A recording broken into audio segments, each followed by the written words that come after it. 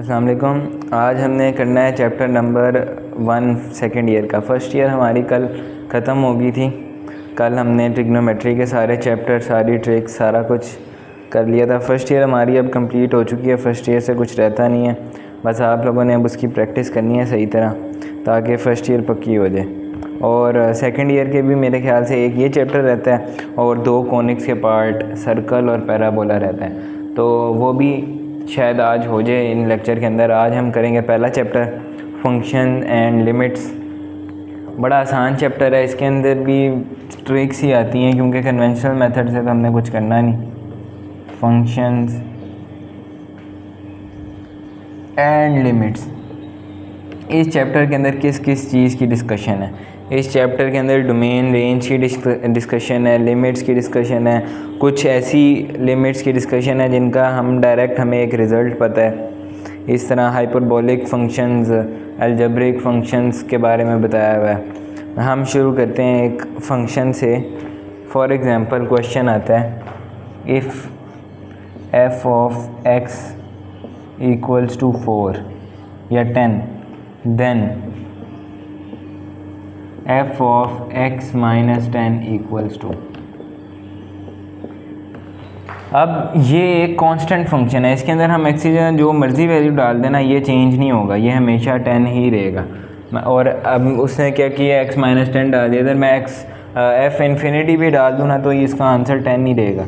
यहाँ पे ऑप्शन के अंदर 4, 6 और d में डाल दो 10, तो इसका आंसर 10 ही रहेगा। कांस्टेंट फंक्शन चेंज नहीं करता, उसकी डोमेन ऑल रियल नंबर्स हो सकती है लेकिन उसकी रेंज हमेशा, मतलब इस फंक्शन की अगर हम डोमेन देखें ना तो इसकी डोमेन क्या है, ऑल रियल नंबर्स, लेकिन इसकी जो रेंज है वो है ओनली 10। ऐसे करके 10 लिखेंगे, ये इसकी डोमेन। इस तरह के फंक्शंस आते हैं कंफ्यूज करने के लिए, तो उसका डोमेन रेंज हमें पता होनी चाहिए। फिर हम डोमेन और रेंज फाइंड कैसे करते हैं? डोमेन रेंज फाइंड करने, डोमेन में हम वो वैल्यूज़ लेते हैं जिनके ऊपर हम, डोमेन वैल्यूज़ होती कौन सी, हम डोमेन जब चेक कर रहे होते हैं हमने अवॉइड करना होता है, अवॉइड 1/0 फॉर्म या फिर इन्फिनिटी, और अंडर रूट के अंदर नेगेटिव। ये 2 चीज़ें हमने अवॉइड करनी होती है। अब फॉर एग्जांपल एक आता है सवाल 2x minus 1 divided by x minus 1, वो कहता है इसकी डोमेन क्या है। अब यहाँ पे हमने नीचे ज़ीरो नहीं बनाना, नीचे ज़ीरो अवॉइड करना है, तो यहाँ पे हम इसको ज़ीरो के इक्वल लिखेंगे, तो x ज़ीरो नहीं होना चाहिए, तो इसकी डोमेन क्या आ गई, r में से 1 माइनस कर दो। और अगर फॉर एग्ज़ाम्पल एक सवाल आता है, मैं 3 तरह के सवाल लिखता हूँ।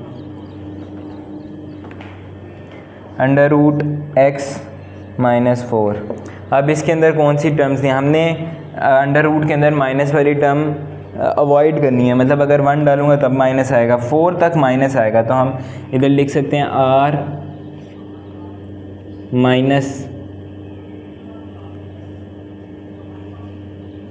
माइनस इन्फिनिटी से लेकर 4 तक, लेकिन 4 पे ओपन इंटरवल आएगा क्योंकि 4 इसमें शामिल हो सकता है। इसको लिखने का एक और तरीका भी है, माइनस इन्फिनिटी से 4 का कॉम्प्लीमेंट। अब सवाल आता है एक और, under root x square minus 4, इसकी डोमेन क्या है? अब इसके अंदर नेगेटिव वाली सारी टर्म्स आ सकती हैं, इसके अंदर सिर्फ क्या नहीं आ सकता, इसके अंदर -1 से लेकर 1 तक टर्म्स नहीं आ सकती। तो हम क्या लिखेंगे ऐसे,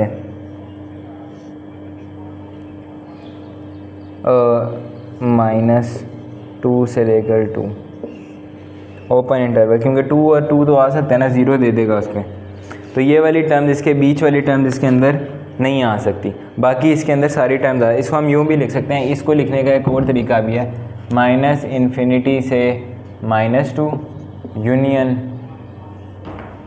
2 से इन्फिनिटी। इस नोटेशन को हम ऐसे भी लिख सकते हैं, ज़्यादातर इस नोटेशन में लिखते हैं। ठीक है, उसके बाद आता है रेंज का। अब रेंज क्या होती है? रेंज किसी भी अंडर रूट वाले फंक्शन की रेंज होती है 0 से इन्फिनिटी। अब इसकी रेंज क्या होएगी? -4। इसकी रेंज 0 से इन्फिनिटी ही होगी, लेकिन इसको ऐसे लिखेंगे। फिर आती है 1/, वाले फंक्शंस। ये वाला function ax + b divided by cx + d, इसकी अब रेंज क्या होती है? इसकी रेंज होती है रियल नंबर -a/c, और इसकी डोमेन क्या होती है? यह है रेंज।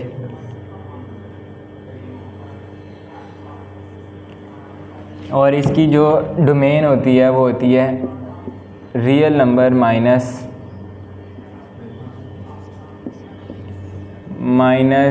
-d/c,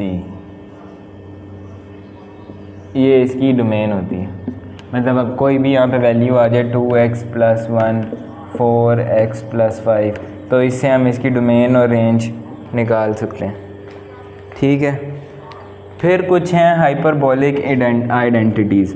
वो थोड़ी इस तरह कंफ्यूज कर देती हैं, क्योंकि हमने ट्रिग्नोमेट्री के अंदर भी वही पढ़ा होता है। जैसे हम ट्रिग्नोमेट्री के अंदर हमने पढ़ा sin² x + cos² x, ये 1 के इक्वल होता है। लेकिन अगर यही हाइपरबोलिक का हो, sin² हाइपरबोलिक, और यहाँ पे भी है हाइपरबोलिक, तो ये cos हाइपरबोलिक 2x के इक्वल होता है। ठीक है, इसी तरह जब अगर यहाँ पे आ जाए sin² hyperbolic x - cos² hyperbolic x, तो ये 1 के इक्वल होता है। फिर इसी तरह secant हाइपरबोलिक स्क्वायर, ये इक्वल होता है secant हाइपरबोलिक स्क्वायर x, ये इक्वल होता है 1 - tan हाइपरबोलिक स्क्वायर। इस तरह आइडेंटिटीज़ हैं जो कंफ्यूज कर देती हैं पेपर के अंदर। फिर आती हैं इवन फंक्शन। इवन फंक्शन की हमने ट्रिग्नोमेट्री के अंदर भी थोड़ी डिस्कशन की थी, दोबारा करते हैं। इवन फंक्शन वो फंक्शन होता है जिसके अंदर अगर हम नेगेटिव डालें तो उसका उस फंक्शन पे कोई फ़र्क ना पड़े। f - x = f(x). इस फंक्शन की एग्जांपल हम लेते हैं। एक फंक्शन है x², इसके अंदर मैंने -1 डाला तो ये क्या आएगा? 1 डाला तो क्या आएगा? 1। ये दोनों सेम है ना, तो इसका मतलब ये इवन फंक्शन है। ऑड फंक्शन क्या होता है? ऑड फंक्शन वो फंक्शन होता है जिसके अंदर हम माइनस डालें और वो माइनस बाहर आ जाए, या फंक्शन चेंज कर दे, तो वो होता है ऑड फंक्शन। ये अब ऑड फंक्शन है। ठीक है, फिर कंपोजिशन क्या होती है? कंपोजिशन हम कहते हैं, एक क्वेश्चन आता है f(x) इक्वल है 2x + 1 के, और वो कहते हैं f² x निकालो।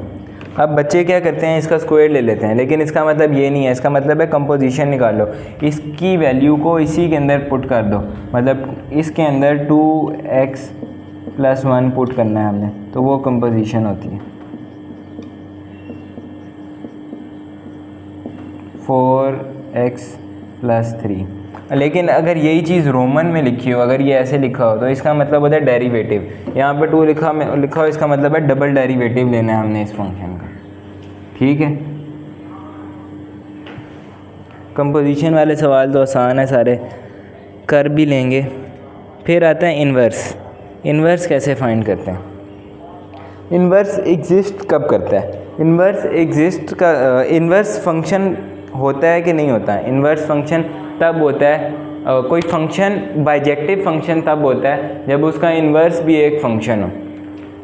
इसका मतलब क्या है? इसका मतलब ये है कि अगर क्वेश्चन है y = 3x + 1, हमने इसका इन्वर्स निकाला है, हम क्या करेंगे? सबसे पहले हम इसको और इसको इंटरचेंज करेंगे आपस में। ये हो जाएगा x = 3y + 1। अब हमने कुछ भी नहीं करना, जिस तरह इसको सेपरेट किया हुआ था y को सेपरेट कर लेंगे, x - 1/3। ये हो गया इन्वर्स। बस हर फंक्शन को पहले इंटरचेंज करके y को सेपरेट कर लो, तो वो उसका इन्वर्स निकल आएगा। उसके बाद आते हैं लॉगरिथमिक फंक्शंस। लॉगरिथमिक फंक्शन और एक्सपोनेंशियल फंक्शन एक दूसरे के इन्वर्स होते हैं। मतलब कि अगर एक ये फंक्शन लिखा हुआ है log 5x equals to Y. इसका क्या मतलब है? इसको हम ऐसे भी लिख सकते हैं 5x इक्वल्स टू वाई, 5 की पावर वाई। फिर एक क्वेश्चन आता है x minus 1 divided by x plus 3। एक क्वेश्चन है f of x equals to x minus 1 x plus 3 और वो कहता है कि f into f inverse of -3 निकालो। अब -3 तो इसकी डोमेन में ही नहीं आता। वैसे अगर कोई और टर्म यहाँ पे लिखी होती ना 2, तो हम क्या करते, सिंपल इसको ऐसे कट करते, 2 इसका आंसर हो जाता। लेकिन अब लिखा हुआ क्या था -3 इसकी डोमेन में ही नहीं है, तो ये कट नहीं हो सकता। इसका आंसर क्या होगा? इसका आंसर होगा नन ऑफ दीज या नॉट पॉसिबल। ये तो पॉसिबल ही नहीं है। जब डोमेन, सबसे पहले हम डोमेन चेक करेंगे। अगर डोमेन में हो तो बस डायरेक्ट जो अंदर लिखा हुआ है वो आंसर है, लेकिन अगर डोमेन में ना हो तो हम क्या करेंगे, बस डायरेक्ट नॉट पॉसिबल कर देंगे। कुछ क्वेश्चन अटैम्प्ट करने की ज़रूरत नहीं, डायरेक्ट काटो। फिर आता है लिमिट क्या होती है? जिस तरह हम किसी फंक्शन के अंदर वैल्यू पुट करते हैं ना, उसी तरह लिमिट भी फंक्शन के अंदर वैल्यू पुट करते हैं। लेकिन लिमिट और फंक्शनल वैल्यू के अंदर फ़र्क है। फंक्शनल वैल्यू एग्जैक्ट वैल्यू होती है, लिमिटिंग वैल्यू एग्जैक्ट नहीं हो सकती। लिमिटिंग वैल्यू शायद वो उस तक अप्रोच कर रही हो, लेकिन एग्जैक्ट वो ना हो। कभी कभी एग्जैक्ट हो जाती है जब लिमिटिंग वैल्यू और फंक्शनल वैल्यू सेम हो, लेकिन काफ़ी दफ़ा लिमिटिंग वैल्यू अप्रोच नहीं भी कर रही होती। अब लिमिटिंग वैल्यू पढ़ने से पहले हमें कुछ टर्म्स का पता होना चाहिए, डिटर्मिनेट फॉर्म और इनडिटर्मिनेट फॉर्म। डिटर्मिनेट फॉर्म कौन सी होती हैं? डिटर्मिनेट फॉर्म होती है c/∞, any constant over infinity, ये 0 होता है। एनी कांस्टेंट ओवर 0 ये इन्फिनिटी होता है। इसी तरह c/0 ये -∞ भी होता है कभी कभी। तो ये सारी डिटर्मिनेट फॉर्म है। इनडिटर्मिनेट फॉर्म कौन सी होती हैं? 0/0, ∞/0, 0/∞, इन्फिनिटी इंटू 0, ये सारी हैं इनडिटर्मिनेट फॉर्म। जब भी कोई इनडिटर्मिनेट फॉर्म आती है तब हम उस पर लिमिट अप्लाई करते हैं। For example, limit of sin x by x, limit approaches to 0, x approaches to 0, sin x by, ये थ्योरम हमने अभी फर्स्ट ईयर में पढ़ा है। अब इसमें जब 0 डालेंगे तो 0/0 फॉर्म बनेगी। हम इसको ऐसे सॉल्व नहीं कर सकते। इसके लिए हमने एक थ्योरम पढ़ा था, वो काफ़ी लंबा थ्योरम है, सैंडविच थ्योरम। उससे हमने क्या डिड्यूस किया था? उसे हमने ये डिड्यूस किया था कि ये 1 के इक्वल आता है, sin x/x। इसी तरह काफ़ी लिमिट्स के अंदर काफ़ी ज़्यादा रिज़ल्ट्स हैं। एक ये रिज़ल्ट हो गया।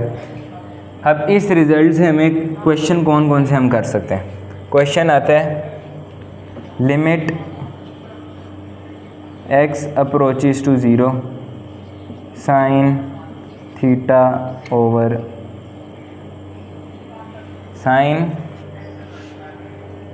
p theta over theta.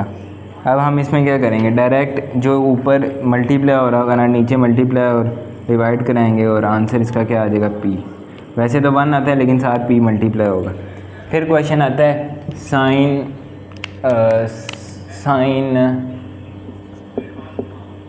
q theta over sine p theta, limit theta approaches to 0। हम डायरेक्ट क्या करेंगे, इसके कोफिशिएंट को डिवाइड करा देंगे, इसका आंसर होगा q/p। कुछ सॉल्व करने की ज़रूरत नहीं है, डायरेक्ट क्वेश्चन करेंगे। फिर एक आता है 1 - cos q theta divided by 1 - cos p theta.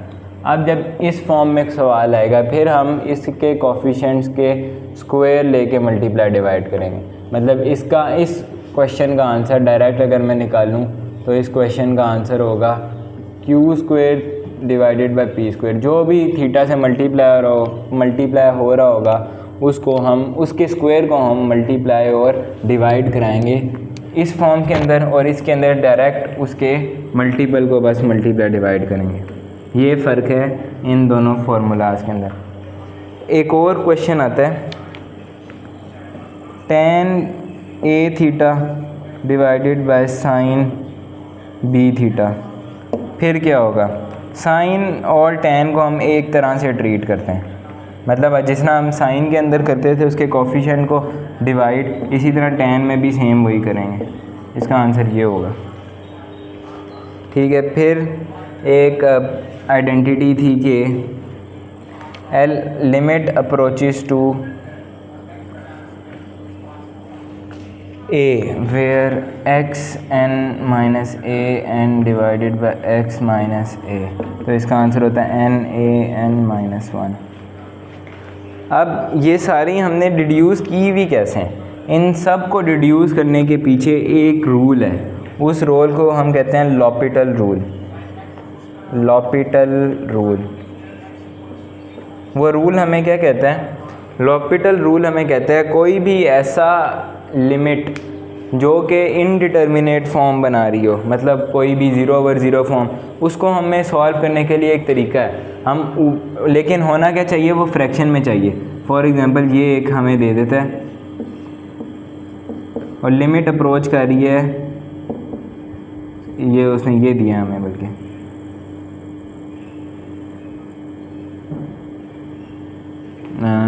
x² -1 और ऊपर x -1, ये उसने हमें दिया। लिमिट अप्रोच कर रही है x को 1 को। अब ये इंडिटरमिनेट फॉर्म बन रही है। लॉपिटल रूल हमें क्या कहता है, लॉपिटल रूल कहता है पहले ऊपर डेरिवेटिव अप्लाई करो, नीचे डेरिवेटिव अप्लाई करो और अलग अलग कर दो। ऊपर डेरिवेटिव अप्लाई करेंगे तो क्या हो जाएगा 1, ये तो 0 हो जाएगा, x1 हो जाएगा। नीचे करेंगे तो क्या आ जाएगा 2x। अब लिमिट लगा दो, अब लिमिट लगाओगे तो आंसर क्या आएगा 1/2। अब हम जितने भी सवाल करें, अगर वही वाला पिछले वाला ही सवाल देख लें, xn वाला, xn minus an divided by x minus a, L'Hôpital rule लगाओ ज़रा। ऊपर क्या बनेगा, ये वाली टर्म क्या बनेगी, n xn -1, ये 0, नीचे भी क्या बनेगा, ये 0 और ये 1। ये बनती है कि नहीं बनती, अभी हमने पहले किया, एग्जैक्ट वैल्यू आई कि नहीं आई। अभी हमने इसमें लिमिट लगानी थी, limit x approaches to a, तो a लगाएंगे तो वो बन गई। सेम वही चीज़ बनी है जो हमने रिज़ल्ट तैयार किया था, और वो रिज़ल्ट हमने थ्योरम लगा के अप्लाई किया था, और इधर हमने लॉपिटल रूल लगाया तो कुछ करने की ज़रूरत ही नहीं पड़ी। फिर है लिमिट अब x अप्रोचेस टू इन्फिनिटी, और उसने ये वाला दे दिया, तो ये किसके इक्वल होता है, फर्स्ट ईयर सेकंड ईयर में से हमने पढ़ा है, ये e के इक्वल होता है। इसके सवाल भी आते हैं। फिर इस चैप्टर के अंदर एक बड़ा मज़े का सवाल आता है एसिम्प्टोट्स का। एक उसने फंक्शन दिया है y = x + 5 x - 4, वो कहता है इसके वर्टिकल एसिम्प्टोट्स कब बनते हैं। वर्टिकल एसिम्प्टोट किसे कहते हैं, ये होता है वर्टिकल एसिम्प्टोट, कहीं यहाँ पे बन गया। अब इसका वर्टिकल एसिम्प्टोट निकालने के लिए हम क्या करेंगे, इसके डिनोमिनेटर को 0 के इक्वल पुट कर देंगे, x - 4 = 0, तो इसका वर्टिकल एसिम्प्टोट किस पे आएगा, x = 4। यहाँ x = 4 पे वर्टिकल एसिम्प्टोट आ जाएगा। और अगर हमने हॉरिजॉन्टल एसिम्प्टोट निकालना हो, फिर हम क्या करते हैं, हॉरिजॉन्टल एसिम्प्टोट निकालने के लिए हम पहले इसका वो निकालते हैं, हम y को 0 पुट करते हैं, मतलब पहले हम इसका इन्वर्स निकालेंगे। इन्वर्स निकालने के बाद जो उसका डिनोमिनेटर आएगा ना y वाली टर्म का, वो होगा, मतलब इस तरह होता है वो, y = x - 5 / x - 4, x = y / -5 y - 4। उसके बाद y निचली वाली टर्म को 0 पुट करेंगे और जो चीज़ आएगी वो उसका हॉरिजॉन्टल एसिम्प्टोट होगा। हॉरिजॉन्टल एसिम्प्टोट अगर डायरेक्ट निकालना है ना, तो डायरेक्ट निकालने के लिए हम क्या करेंगे, इसका मैंने डायरेक्ट हॉरिजॉन्टल एसिम्प्टोट निकालना है 3x - 5। तो हम डायरेक्ट y को इक्वल कर देंगे a माइनस सी। ये इसका सिम्टोड है इस चीज़ पे। लंबा चौड़ा काम करने की ज़रूरत नहीं है, डायरेक्ट ये फार्मूला पुट करो, ठीक है। फिर इस चैप्टर के अंदर सवाल आते हैं एक्सपोनेंशियल फंक्शंस के, और फिर अलजेब्रिक ऑपरेशन ऑन फंक्शंस पे के। फिर आते हैं लिमिट की एग्जिस्टेंस कैसे हमें पता चलती है, सिमेट्री कैसे पता चलती है, सिमेट्रिक अबाउट ओरिजिन है, सिमेट्रिक अबाउट एक्स एक्सिस है, सिमेट्रिक अबाउट वाई एक्सिस है, कंटिन्यूटी कैसे पता चलती है। कंटिन्यूटी किसी भी फंक्शन की फाइंड करने के 3 स्टेप्स होते हैं, 3 स्टेप्स। सबसे पहला स्टेप, लिमिट एग्जिस्ट करती है कि नहीं। लिमिट एग्जिस्ट करती है तो उसकी left hand limit right hand limit के इक्वल होनी चाहिए। अगर ये हो गया तो उसकी फंक्शनल वैल्यू किसके इक्वल होगी, लिमिटिंग वैल्यू के इक्वल। ये 3 अगर कंडीशन सेटिस्फाई कर रही हैं तो वो कंटिन्यूस है वो फंक्शन, उस वैल्यू पे जिस वैल्यू पे हम चेक कर रहे हैं। अगर इनमें से कोई एक भी चीज़ सेटिस्फाई ना करे तो वो कंटिन्यूस नहीं हो सकती, ठीक है। उसके बाद सिमेट्रिक का कैसे पता चलता है। अगर कोई चीज़ y एक्सिस पे सिमेट्रिक है, y एक्सिस पे, तो हम उस फंक्शन में x को -x से रिप्लेस करते हैं, कोई फ़र्क नहीं है, तो y एक्सिस पे सिमेट्रिक है। x एक्सिस पे है तो इसको -y से रिप्लेस करते हैं, और ओरिजिन पे होगी तो दोनों से रिप्लेस करते हैं, -x और -y। अगर फंक्शन पे कोई फ़र्क ना पड़ा, इसका मतलब कि वो या y पे है या x पे है या फिर ओरिजिन पे सिमेट्रिक है। उसके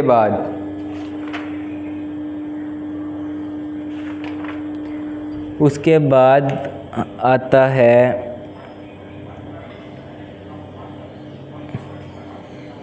कंपोजिशन, हमने कर ली। पैरामीट्रिक इक्वेशन क्या होती है। पैरामीट्रिक इक्वेशन वो होती है जिसमें अगर कोई फंक्शन है x और y जिसमें इन्वॉल्व कर रहे हैं। पैरामीट्रिक वो होती है जिसके अंदर हम दोनों x और y वेरिएबल को इंडिपेंडेंटली ट्रीट कर सकें। मतलब एक अगर फंक्शन ऐसे था y = 4x, तो इसके अंदर y डिपेंडेंट है x के ऊपर और x इंडिपेंडेंट है। पैरामीट्रिक इक्वेशन वो होती है जिसके अंदर दोनों इंडिपेंडेंट होती हैं। और किसी और चीज़, मतलब अगर पैराबोला की अगर हम पैरामीट्रिक इक्वेशन देखें पैराबोला की, तो वो होती है at और 2at स्क्वायर, at और at स्क्वायर, ठीक है। ये होती है पैरामीट्रिक इक्वेशन। फिर एक्सप्लिसिट फंक्शन क्या होता है। एक्सप्लिसिट फंक्शन वो होता है जिसके अंदर हम y को इन टर्म्स ऑफ x बता सकें, सेपरेटली दोनों इक्वेशन को अलग अलग एक्सप्रेस कर सकें, एक तरफ y हो एक तरफ x हो। इम्प्लिसिट फंक्शन क्या होता है। इम्प्लिसिट फंक्शन वो फंक्शन होता है जिसके अंदर हम x और y को सेपरेट ना कर सकें, ऐसा फंक्शन जो फंस जाए जिसके अंदर हम सेपरेशन ना कर सकें। जैसे ये फंक्शन है x² प्लस x² y = 0। अब इसके अंदर हम x और y को सेपरेट नहीं कर सकते। ऐसा फंक्शन जो सेपरेबल ना हो वो होता है इम्प्लिसिट फंक्शन। इवन फंक्शन वो होता है जिसके अंदर x को -x से रिप्लेस करें तो कोई फ़र्क ना पड़े। ऑड फंक्शन वो होता है जिसके अंदर रिप्लेस करें तो फंक्शन के साथ माइनस मल्टीप्लाई हो जाए। उसके बाद साइन हाइपरबोलिक x किसके इक्वल होता है। साइन हाइपरबोलिक x इक्वल होता है x - x (2). Cos hyperbolic x equal होता है e⁻⁻x प्लस e⁻x (2). ये बल्कि ऐसे है, यहाँ पे माइनस है और ये प्लस है। इसके अंदर भी ऑर्डर बस देख लेना, ऑर्डर थोड़ा सा गलत हो गया था तो यही ना लिख देना। फिर tan के लिए हम क्या करेंगे, साइन हाइपरबोलिक x को डिवाइड करा देंगे कॉस हाइपरबोलिक x से, तो हमारे पास क्या आ जाएगा e⁻x minus e⁻−x divided by e⁻x plus e⁻−x। और डोमेन रेंज हमने ट्रिग्नोमेट्रिक फंक्शन की भी कल ही की हैं, वो तो ताज़ी आप लोगों को भी आती भी होंगी। वो कराने की ज़रूरत नहीं है। और फिर कुछ आइडेंटिटीज़ रह गई थी, आइडेंटिटीज़ पूरी करा देता हूँ। Limit a x minus one by x, ये किसके इक्वल होता है? लिमिट ए की power x, limit approaches to x approaches to infinity a की power x minus one by x, ये इक्वल होता है ln ऑफ ए के। ठीक है, बस यही रहता था। बाकी इस चैप्टर की मैंने सारी ट्रिक्स बता दी हैं, सारे शॉर्ट ट्रिक्स और क्वेश्चन कैसे सॉल्व करते हैं, किस टाइप के क्वेश्चन आते हैं, सब कुछ तो मैंने बता दिया। इस चैप्टर में अब कुछ रहता नहीं है। अगर फिर भी कोई मसला होगा तो जब प्रैक्टिस के अंदर कोई मसला है क्वेश्चन के अंदर तो पूछ लेना, बता देंगे साथ साथ। बाकी ये चैप्टर ख़त्म हो गया है। अब अगला लेक्चर आएगा कोनिक्स का। कोनिक्स के जो दो पार्ट रहते थे, सर्कल और पैराबोला का, वो करा देंगे। और आज फर्स्ट ईयर सेकंड ईयर दोनों की मैथ्स ख़त्म हो जाएगी। फिर फ़िज़िक्स रह जाएगी, फ़िज़िक्स कराएंगे।